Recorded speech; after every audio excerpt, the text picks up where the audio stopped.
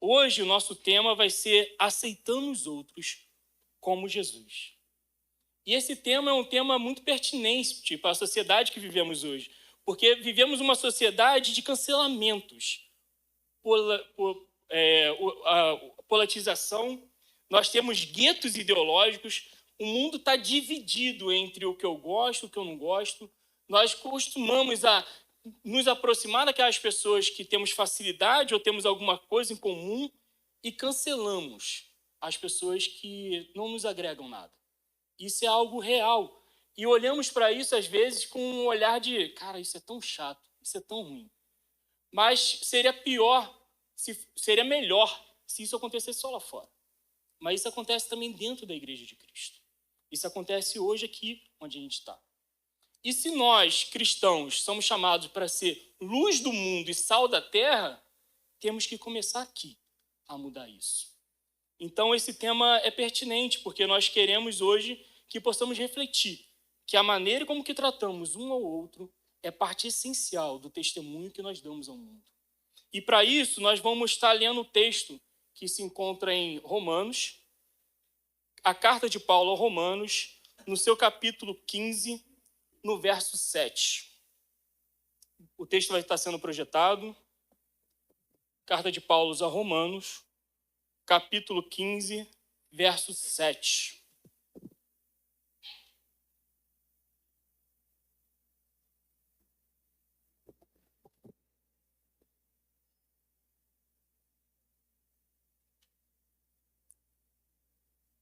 Amém?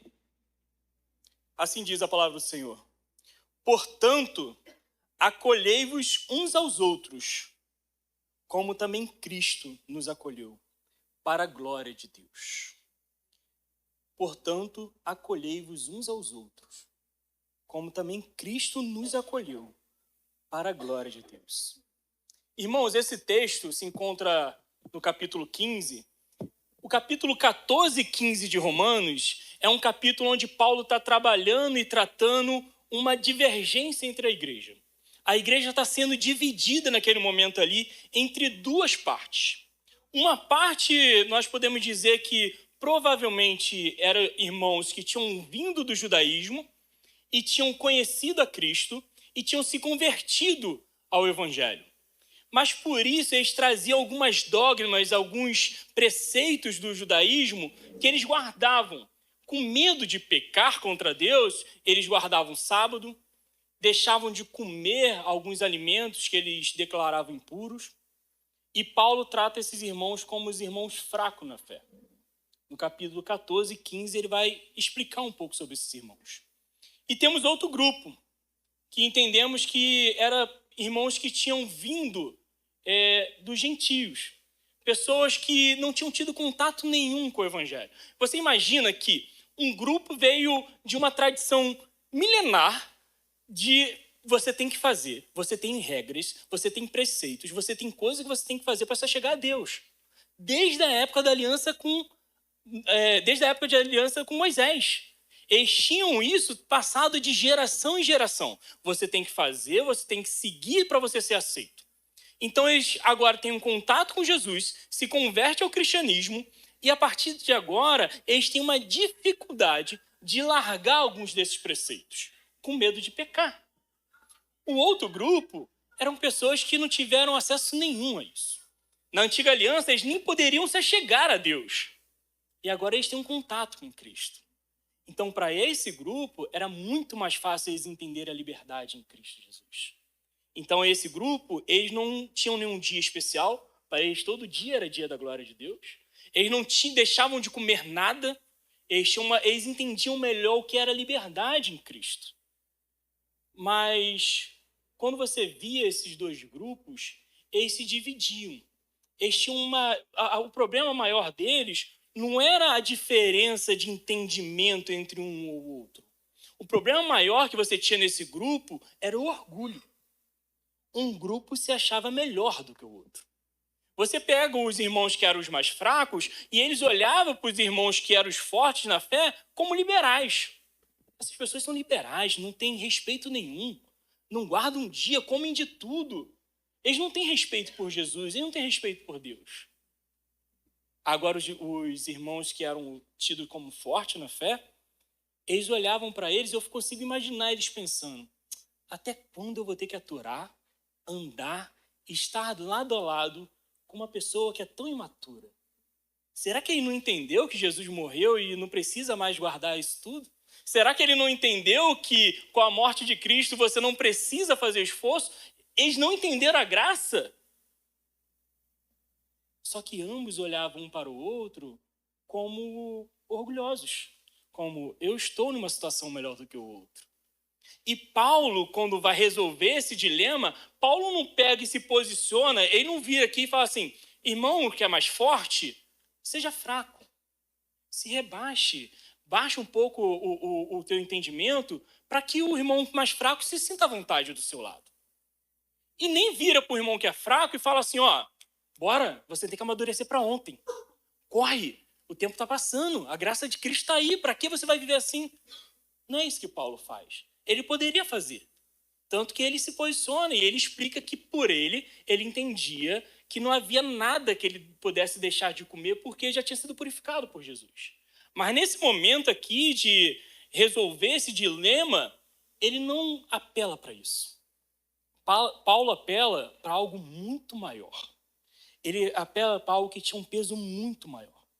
Ele apela para ambos o grupo, para Cristo Jesus. O que ele fala é: acolhei-vos uns aos outros, como Cristo fez. É esse apelo de Paulo. Paulo vira para eles e a intermediação de Paulo é mostrar Cristo.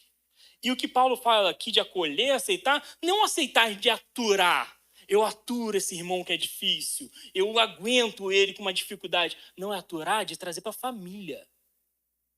É sentar à mesa para comer. É orar junto. É amar de verdade a pessoa ali. É isso que Paulo está dizendo. Por isso que Jesus é o exemplo. A unidade da igreja não está constituída em ter um consenso, em ter tudo em comum, em pensarmos igual. A unidade da igreja é constituída pela cruz. E é isso, esse é o apelo de Paulo. E nós somos assim. Nós somos tendenciosos a procurar pessoas que afirmam nossa identidade. A andar com pessoas que pensam igual a nós. Educação, política, classe social, roupas, estilo de adoração, às vezes permeia o grupo que nós vamos andar ou não. Às vezes nós olhamos e, não, peraí, eu sou pai, então eu entendo que minha filha vai fazer homeschooling. Ou então melhor, eu sou da educação positiva. Então eu não vou andar com aquele pai ali, eu não vou discutir com aquele pai ali que acha que tem que ir tudo na vara. E aí o outro lado é assim: não, eu entendo provérbios de forma literal. Corrija seu filho com a vara. Eu sou pai raiz. Eu não gosto desse negocinho de tudo tem que conversar, sentar para conversar com o filho. Meu filho manda, eu mando e ele obedece. E aí a gente vai e cria muros e distancia uma pessoa da outra, como se fosse pessoas diferentes para Cristo. Nós pegamos, às vezes, e distanciamos e levantamos muro até na adoração. Eu olho para um irmão e falo assim, o irmão, às vezes, que é mais agitado na adoração, e fala assim: caramba, aquele irmão adora tão quieto. Será que ele não entendeu que Davi, quando foi adorar a Deus, ele cantou, ele dançou, ele pulou perante o altar do Senhor? Se manifestou de forma grandiosa. Como é que esse irmão consegue passar um culto todo quieto, orando para dentro? Esse irmão é frio, não tem fogo. E aí o outro olha para o irmão que canta, que dança, que pula e fala assim: esse irmão não tem reverência. Será que ele não sabe que o espírito é sujeito ao homem? Você consegue se controlar. Por que você está rodopiando aí, cantando, pulando e gritando? Deus exige reverência. Até a adoração nos faz levantar muro. E às vezes, por coisas pequenas, nós afastamos um ao outro. É como se disséssemos assim: talvez Jesus aceite essa pessoa, mas eu não. A gente pode não declarar isso com a boca, mas é isso que passamos, é isso que falamos, é isso que a nossa atitude faz. Mas quando nós recusamos aceitar alguém que Cristo aceitou, nós estamos resistindo à própria obra de Deus. Jay Carson, um grande teólogo canadense, ele vai dizer assim: somos rápidos em erguer muros, onde Deus construiu pontes. Jesus veio a esse mundo e a sua morte na cruz fez uma ponte que nos ligou a algo muito maior. Ele nos ligou ao Pai. Ele nos ligou aos céus. E nós construímos muros entre nossos irmãos. Nós desprezamos a obra de Cristo simplesmente por orgulho. Nós nos achamos orgulhosos. Nós nos achamos melhor. Tendemos a olhar para o mundo e, se pararmos para pensar, hoje você vê os grandes coaches ou pessoas que te ensinam a ter uma vida sucedida. É até engraçado que toda vez que eu falo isso, o Alan está aqui, já está ali na salinha, né? Mas o Alan, o irmão que estava aqui cantando hoje, tocando, eu e o Alan sempre fica rindo um pouco porque ele tem um amigo e eu tenho alguns amigos que têm uma coisa em comum. Eles são bem-sucedidos, são empreendedores e a forma que eles tratam é assim: águia anda com águia. Você tem que andar com alguém que te acrescente alguma coisa. Que negócio é esse? Você vai andar com pessoas que te puxem para trás, menores do que você? Anda com pessoas que te puxem para cima, que exijam de você o seu melhor, que sempre te puxem para algo maior e melhor. E a gente sempre ri quando a gente vê essas pessoas, porque águia anda com águia. Mas eu sou meio um pato. Eu ando mal, nado mal e voo mal. Eu quero andar com águia para quê? Mas as pessoas se acham muito boas. A gente pega aquele ditado e virou um ditado cristão mesmo de me diga com quem tu andas que eu te direi quem és. E a gente interpreta isso da nossa maneira. Mas Jesus anda conosco. E eu sou um pato. Eu sou podre, eu sou mau, eu sou pecador. O que Jesus é? Qual é o padrão de Cristo? Jesus é o nosso padrão. Jesus é o nosso exemplo. Por isso que a série é Andando nos Passos de Jesus. Quando nós olhamos para Cristo e olhamos para o ministério de Jesus, Jesus foi o maior homem que existiu na face da terra. Você quer seguir aí os coaches da vida? Todos esses aí que são empreendedores e tem 1 milhão de seguidores? Jesus foi o maior homem que existiu na face da terra. E sabe com quem ele andou? Ele andou com o pobre, com o rico. Ele andou com pecadores, ele andou com homens da lei. Ele andou com homens e mulheres. Ele andou com várias pessoas diferentes. A ponto dos líderes da lei virar e falar assim: esse daí anda com beberrões e prostitutas. Era assim que Jesus era visto. Era esse o exemplo de Jesus. Quando Jesus vai escolher os seus líderes, aquelas pessoas que estariam próximas a ele no seu ministério, os mais íntimos, os seus discípulos. Sabe quem Jesus escolheu? Simão. Simão Zelote. Vocês sabem quem era o Zelote? Zelote era como se fosse uma ordem, como se fosse um grupo extremista e conservadores. Eles eram nacionalistas. Você imagina, quem não sabe, na época de Jesus, o povo de Israel estava tomado pela cidade romana.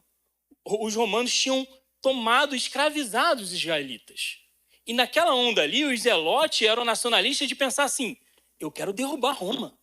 A oportunidade que o zelote tinha, ele queria derrubar o Estado, ele queria derrubar Roma. Ele queria o poder de volta para Israel.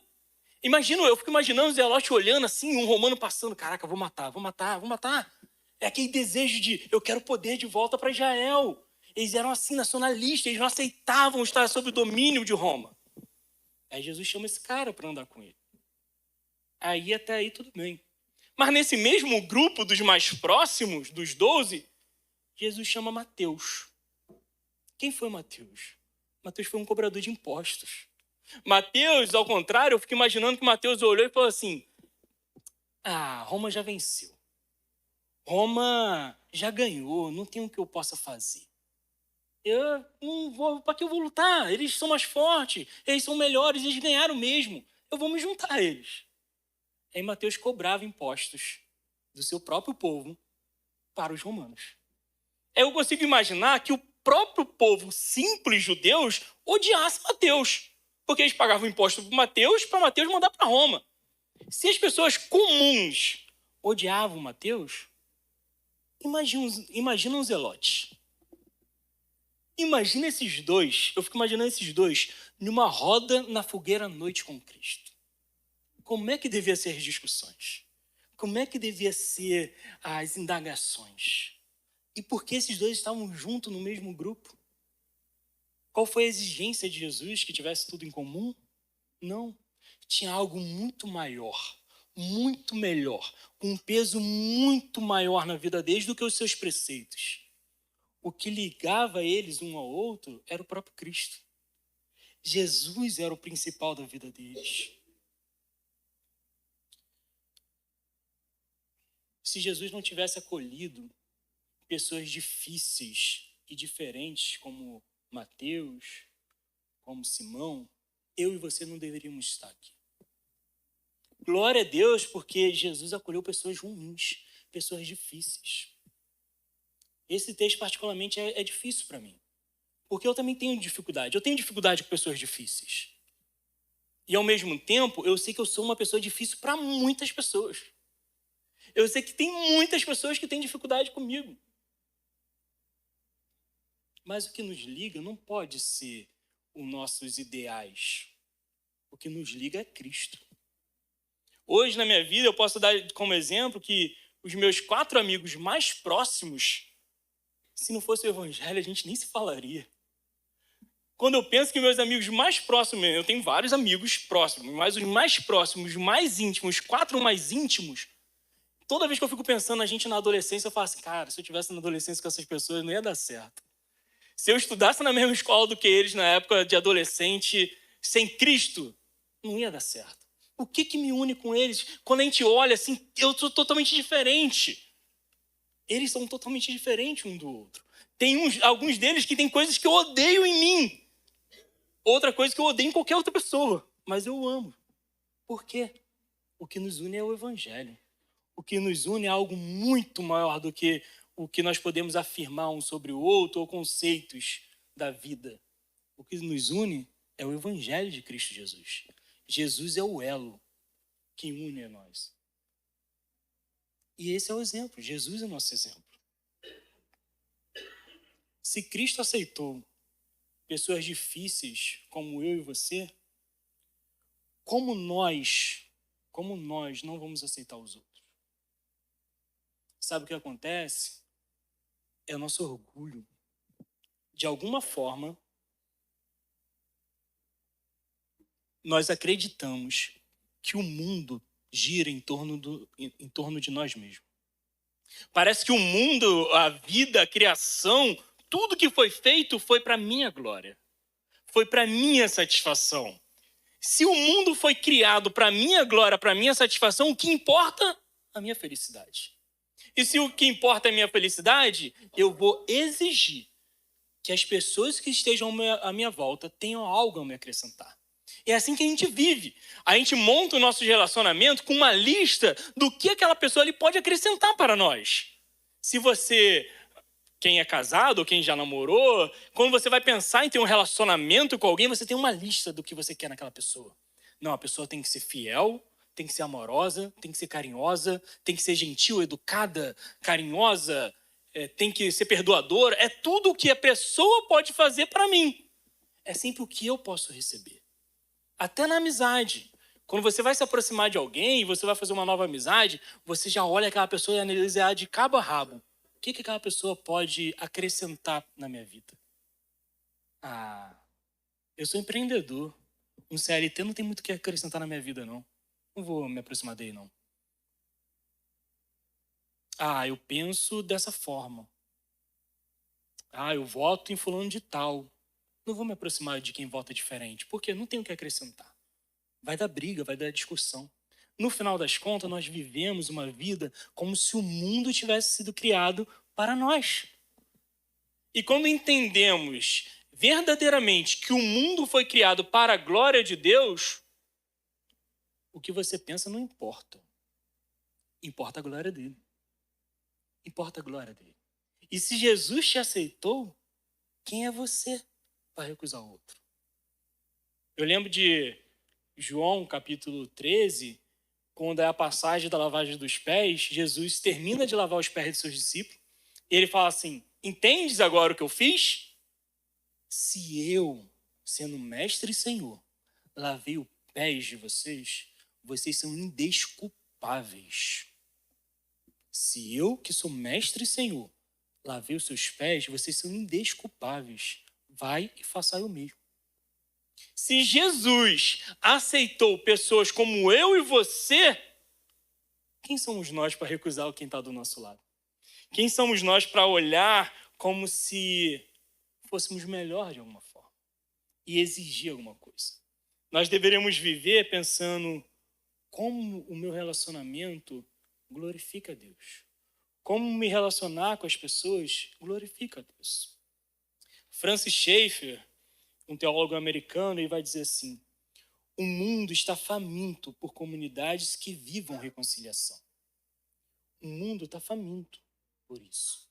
Você olha para o mundo e é tanta briga, é tanta divisão, tanta discussão. O mundo está polarizado nos seus guetos, no que eles entendem.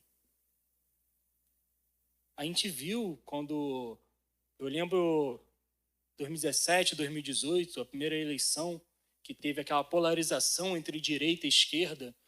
O movimento lá do Oeste estava fazendo alguns seminários em algumas igrejas sobre política. E como foi um momento ruim na nossa vida cristã? Quando a gente olhava para uma pessoa e falava assim: não tem como ser crente e ser de esquerda.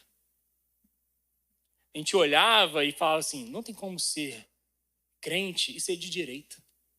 A gente olhava para o irmão que estava do nosso lado e declarava que ele não poderia ser um cristão porque ele tinha um partido diferente do nosso.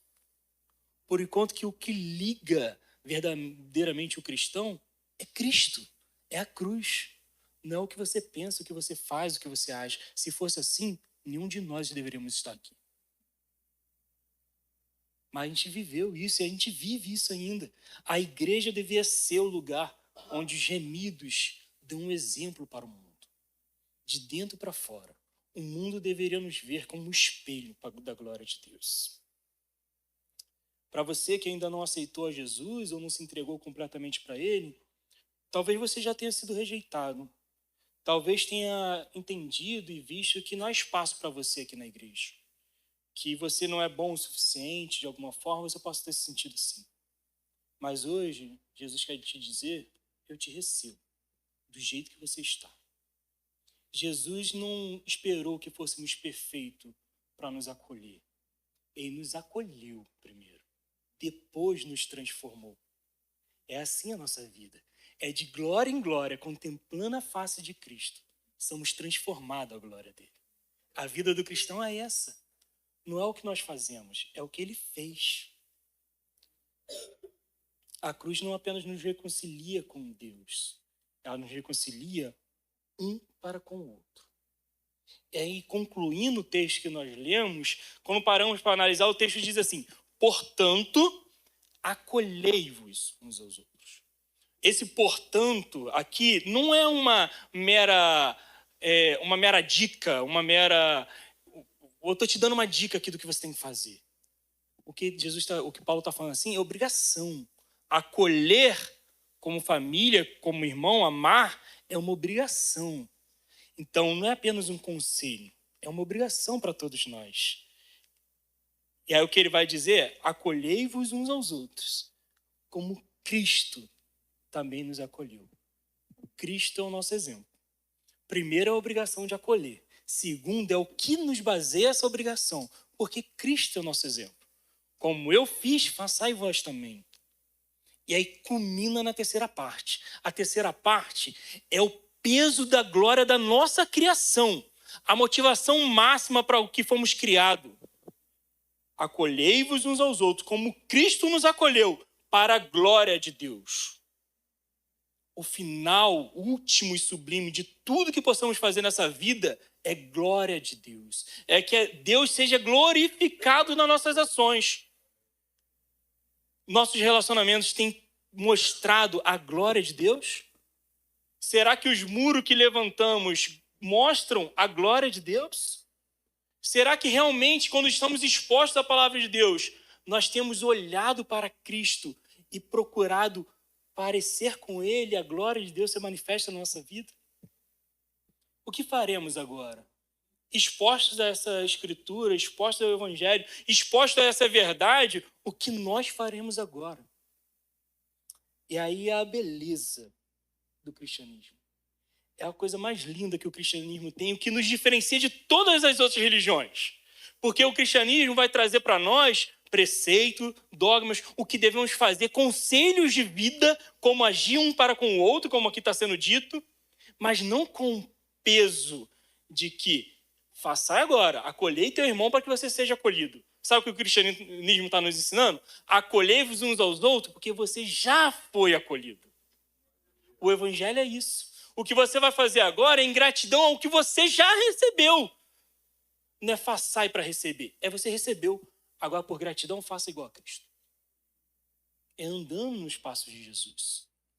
E se você está sendo exposto a mais uma característica de Cristo, o que você tem que fazer com isso? Abraçar ela e procurar ser igual a Ele.